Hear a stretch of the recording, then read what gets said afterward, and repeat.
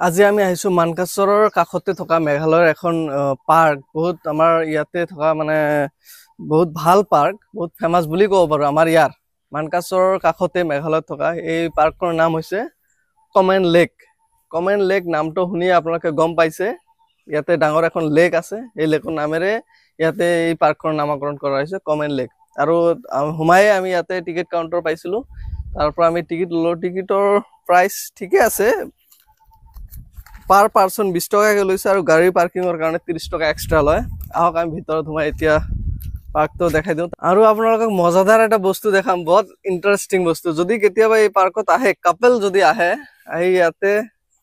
not allowed হাক কিছ এবাৰ কৰিব নোৱাৰিব এইটো অলপ মনত ৰাখিব যদি কেতিয়াবা দেখে ইয়াৰ পাৰ্কৰ যি কৰ্তৃপক্ষৰ চকুত যদি পৰে তেন্তে আপোনালোকক স্পষ্টভাৱে লেখা আছে 500 টাকা ফাইন দিব লাগিব সো কাপল আপোনালোকে অলপ আহিলেও সতৰ্ক হৈ থাকিব